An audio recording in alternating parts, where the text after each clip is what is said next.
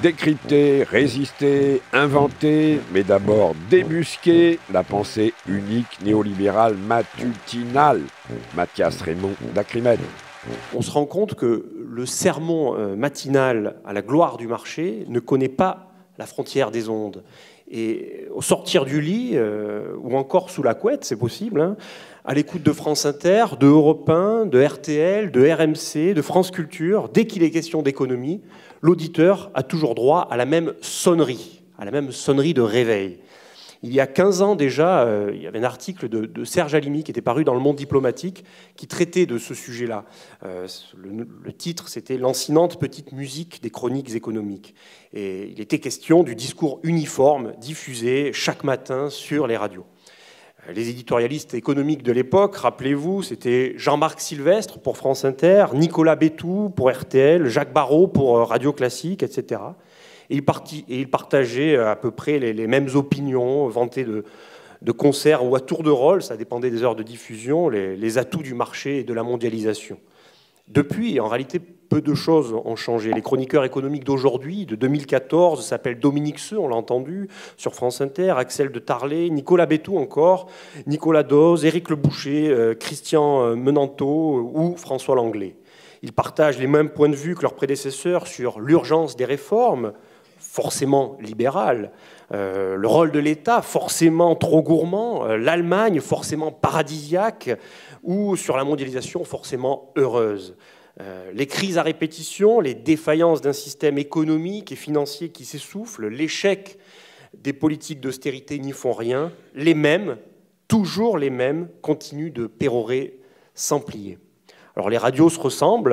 Après un énième discours très libéral de François Hollande, les chroniqueurs économiques des radios généralistes se sont donné le mot. Pour eux, c'est un nouveau pas dans la bonne direction, mais ce n'est pas assez. D'ailleurs, ce n'est jamais assez. Ainsi, Christian Menanteau, sur RTL, revient sur l'annonce faite par le chef de l'État de réduire de 12 milliards d'euros par an les dépenses publiques pendant 5 ans. Je le cite.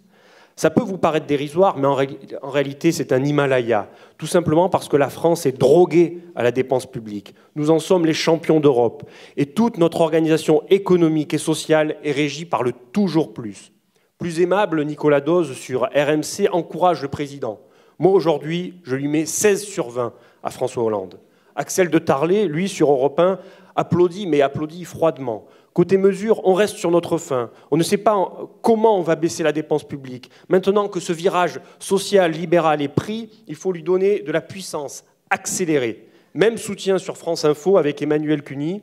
On a vraiment envie de dire ce matin au Premier ministre « Allez-y, foncez, c'est maintenant ou jamais ». À entendre les petites allocutions matinales des chroniqueurs économiques, il est urgent de réduire massivement les dépenses publiques. Ça, je crois qu'on a compris. Et Dominique Seux, sur France Inter, que vous pouvez écouter encore tous les matins, explique que, je le cite, « Si la croissance reste faible et comme le bouton « impôt » est enfoncé au maximum, c'est du côté des dépenses qu'il faudra regarder. » On a compris, je crois.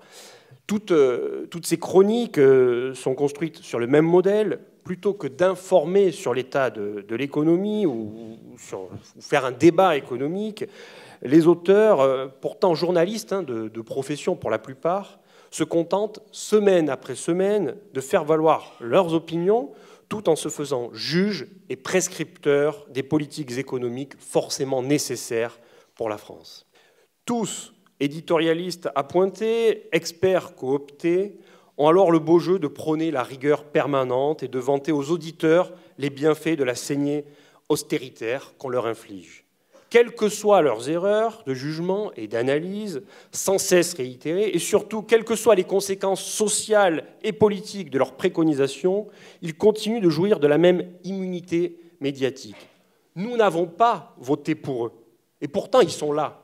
Ils sont là. Alors, au nom de la démocratie, au nom de la liberté d'expression, ils devraient se taire pour que l'on puisse entendre une autre version de l'histoire économique.